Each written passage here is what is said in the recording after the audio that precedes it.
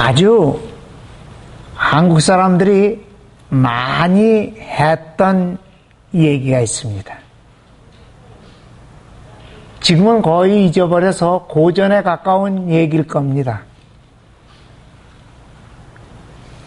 왜 사냐?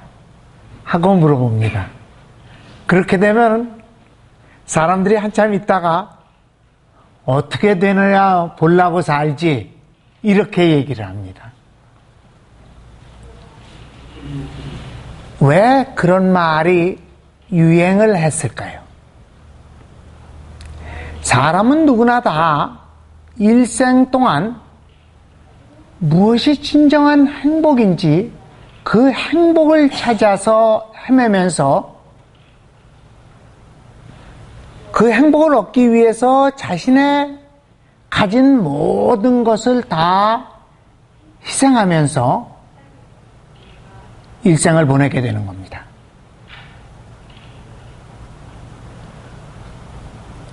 우리를 창조하신 주님께서도 마찬가지입니다.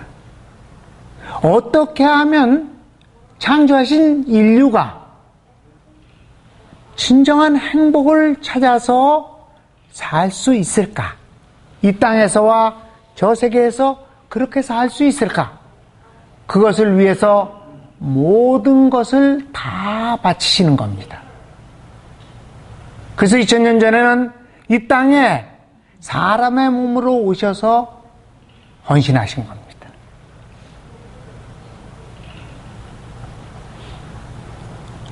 그럼에도 불구하고 과연 얼마만 사람들이 그 행복을 받아들이고 누리면서 살 수 있을까요?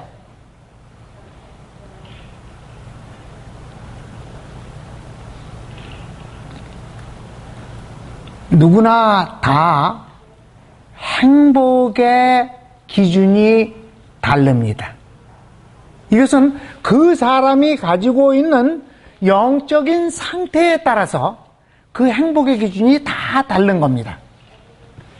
그래서 많은 사람들을 보면은 그 행복을 눈에 보이는, 눈으로 직접 볼 수 있는 외적인 데에서 찾으려고 무던히 애를 씁니다. 그러다가 마치 꿈을 꾸는 사람들처럼 일생을 살고 나서 많은 사람들은 허전한 것을 느낍니다.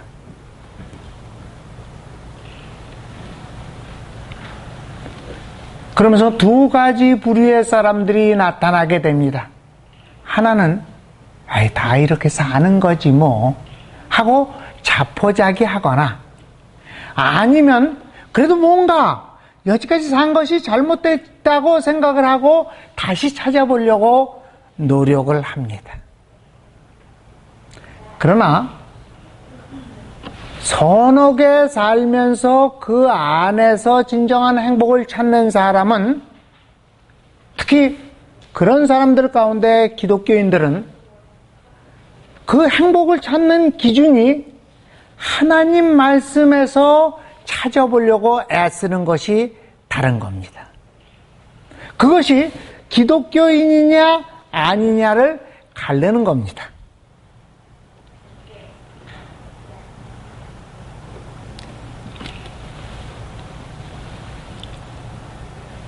오늘 본문에 보면은 그렇게도 찾아다니던 것을 찾습니다. 그러니까 아주 뛸 듯이 기뻐하면서 네 가지 순서로 다른 행동을 보이게 됩니다. 첫 번째는 그 보화를 숨겨져 있는 밭을 보고서 그것을 숨겨둡니다. 첫째 번째 숨겨둡니다. 두 번째는 갑니다. 세 번째는 자기가 가진 것을 모두 다 팝니다.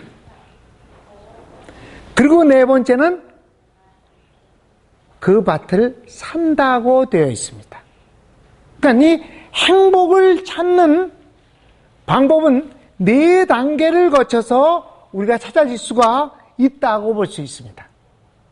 그런데 먼저 여기서 우리가 생각해 봐야 될 점은 도대체 그 밭이 뭐냐? 성경에서 말씀하고 있는 그 밭이 뭐냐 하는 겁니다.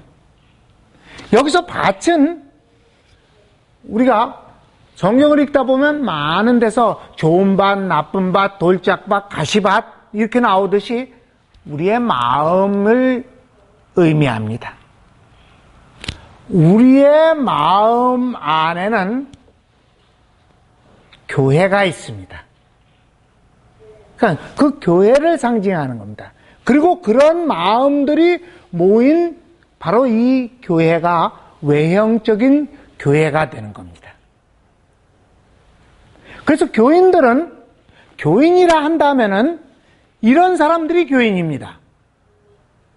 어떻게 하면 하나님의 말씀 속에서 내가 진정한 행복한 길을 찾을 것인가를 부지런히 구하면서 그것이 찾으면은 정말 복권을 맞은 것보다 더 기뻐하면서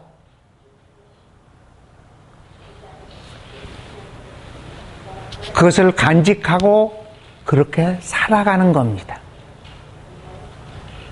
그리고 그 교회의 사명은 단 한 가지입니다. 이 필라델피아 세교회의 사명도 단 한 가지입니다. 여러분들이 그 가르침을 찾을 수 있도록 가르쳐주면서 또 함께 힘을 합쳐서 영원한 행복을 찾아서 갈 수 있도록 인도하고 돕는 일을 하는 것이 교회의 사명입니다. 이 교회가 존재하는 이유도 바로 여기에 있는 겁니다. 그러면 그 보화가 숨겨진 밭이라는 것은 뭐냐? 정말로 진정한 하나님의 가르침이 우리가 다 이해할 수 있고 정말 깨우칠 수 있는 하나님의 가르침이 있는 교회를 상징하는 겁니다. 그 교회를 찾았을 때 정말 그 보화가 내 것이 되려면 어떻게 해야 되는지를 앞전에서 말씀드린 대로 네 가지를 얘기하는 겁니다. 첫 번째는 숨겨두고, 두 번째는 가고, 세 번째는 다 팔고, 네 번째는 사는 겁니다. 이 네 가지를 오늘 하나하나 보면서 그 뜻이 무엇인가를 생각해 보도록 하겠습니다. 첫 번째, 보화를 찾았는데 왜 숨겨둘까요? 얼핏 생각하면은 이렇게 생각할 수 있습니다. 아, 나 혼자서 남이 못 보게 하려고 숨겨두는구나 라고 생각할 수 있지만 그것은 천국과는 거리가 먼 거기 때문에 그건 아닐 겁니다. 우리가 어떠한 보화를 찾았을 때 또는 어떤 것을 손에 넣었을 때 어떻게 합니까?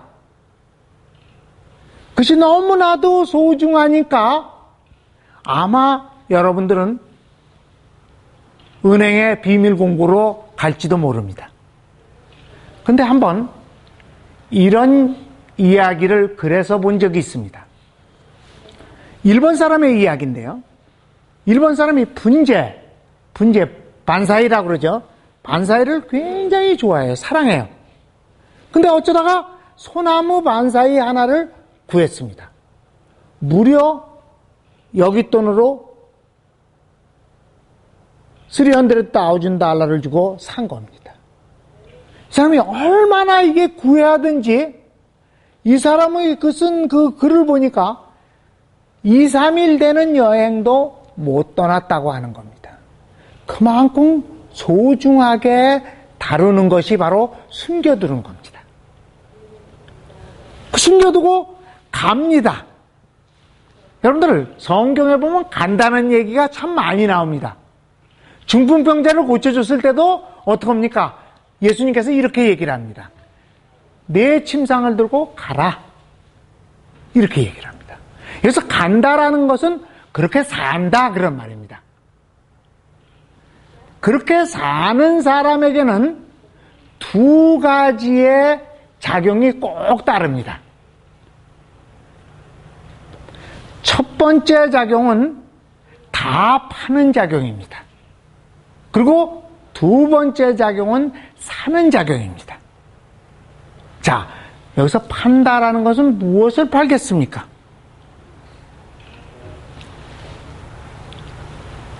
여러분들, 새로운 손님을 맞으려면 어떡합니까?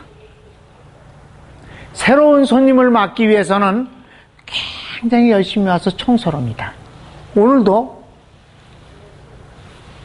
교회에 새로운 신자분들을 모시고 예배 같이 보자고 그랬을 때 아침 6시부터 일어나서 어저께서부터 와서 문을 열어놓고 시원한 바람이 들어올 수 있도록 준비하고 청소를 하고 와서 일찌감치 기도를 하면서 맞을 준비를 한 겁니다. 우리가 새로운 가르침, 올바른 가르침을 알았을 때 제일 먼저 해야 될 일이 우리 가슴 속에 그것이 들어와서 자리를 잡으려면 먼저 내 가슴 안에, 내 마음 안에 잘못된 생각, 잘못된 감정, 이것을 청소해야 되는 겁니다. 이게 파는 겁니다. 내가 가진 것을 몽땅 다 팔아야 되는 겁니다. 그래야 새로운 것이 들어올 수 있습니다. 그래서 세계에서는 어떻게 가르치냐면 이렇게 합니다. 내가 악이 하나님께 반대되는 죄이기 때문에 피하는 정도만큼 선이 들어올 수 있고 하나님이 너한테 가까이 올 수 있다. 이렇게 가르쳐 주는 겁니다. 자, 그럼 산다는 것은 뭡니까? 여러분들 이미 짐작을 하실 겁니다. 산다는 말은 내가 그대로 그걸 가지고 살아가서 내 것으로 만드는 겁니다. 세상에는 두 부류의 사람들이 있습니다. 한 부류의 사람은 어떤 것을 새로운 것, 정말 귀한 가르침을 배웠을 때 그냥 즐기는 사람이 있습니다. 뭘로만 즐기냐? 머리로만 즐깁니다. 아, 그거 참 옳은 말이네. 그래, 그건 맞지요. 어쩌면 저렇게 똑똑할까? 저렇게 지혜로운 말을 할까? 즐깁니다. 머리에서만 즐깁니다. 또 다른 한 사람은 그것을 가지고 살면서 삶 속에서 즐깁니다. 사랑하시는 교우 여러분, 천국은 마치 어떤 사람이 보화가 묻혀있는 밭을 찾았을 때 숨겨두고 가서 다 팔아 사는 것과 같다고 하는 겁니다. 여러분들 부디 여러분들의 하루하루의 생활이 요 네 가지, 맨 처음에 발견한 다음에 네 가지 숨겨두고 소중히 여기고 정말 어떻게 하면 실천할 수 있을까 고민하면서 자기 속에 나쁜 생각이나 감정들은 자꾸 버리면서 이 새로운 가르침이 들어올 수 있도록 매일매일 밭을 사는 여러분들이 되시기를 진심으로 기원합니다. 기도하시겠습니다.